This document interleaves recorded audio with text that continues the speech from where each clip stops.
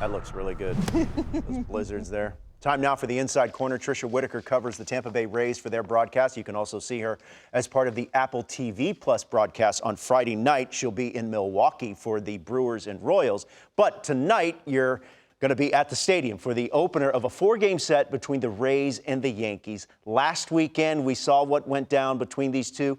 All three games decided by 1 run. But Randy Arozarena was plunked a couple of times. Yeah, just a couple. These two teams obviously share history with one another, being in the same division and meeting up over the past couple of years. What do you think we're going to see, and do you think we're going to see any lingering effects? Oh, well, there's always lingering effects between the Rays and the Yankees. It is never a dull battle between them. There's bad blood, and I know Kevin Kiermaier is no longer with the Rays, but I always thought that he put it best last season.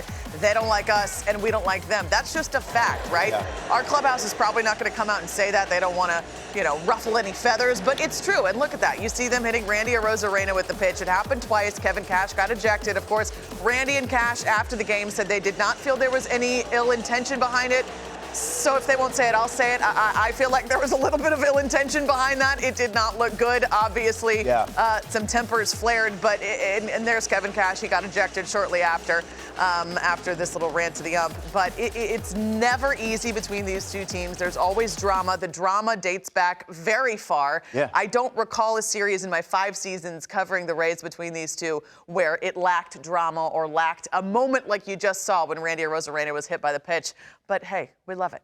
Yeah, we've documented it and talked about the Rays, especially offensively. And the thing that is remarkable is that it's largely the same lineup that has sometimes struggled to score runs. What do you make of what we're seeing on a nightly basis on this lineup? We've talked about that a lot, and really what it goes back to is something very simple. And it was a message from Rays hitting coach Chad Mottola during spring training.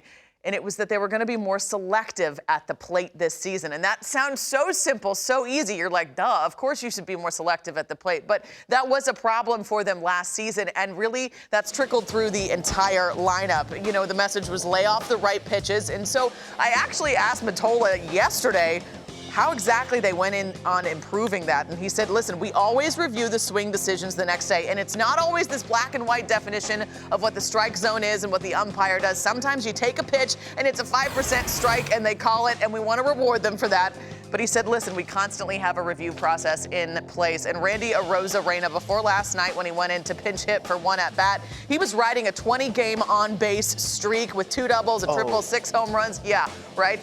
He has been phenomenal to start the season for the Rays. Of course, we remember what he did in the World Baseball Classic.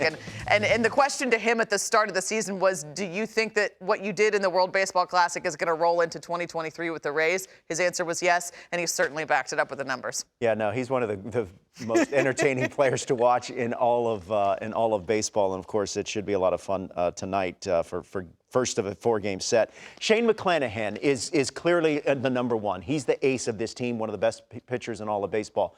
But it hasn't been easy for this rotation. They've had to kind of mix and match and piece together some things. How have they been able to do it? Yeah, early in the season, they already met some adversity, right? Jeffrey Springs had to have season-ending surgery, and that was certainly a blow to the rotation. Tyler Glasnow, of course, injured his oblique in spring training.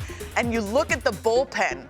Pete Fairbanks, that's one of their top relievers. He's out right now. Sean Armstrong, also a guy that you use in high-leverage situations. So the Rays have had to go to their pen to guys like Kevin Kelly, who are not used to being used in high-leverage situations. So that just speaks to their depth and the fact that they've still been getting it done despite all of that. And there you see Zach Eflin, Shane McClanahan. McClanahan, actually, the other day really didn't have his best start, but he got through it and threw up a 0 on the board. And, he spoke to the fact that he feels like old Shane might not have been able to work through all of the jams that he got himself into, but he got out of it. And that's the sign, in my opinion, of an elite pitcher. When you don't have your best stuff and you allow guys to get on base and you can still get out of all those jams and throw up a 0. Zach Eflin also is that veteran presence that they need right now amidst a lot of adversity. In his outing before yesterday, 10 strikeout performance. He's been phenomenal for them. Yeah.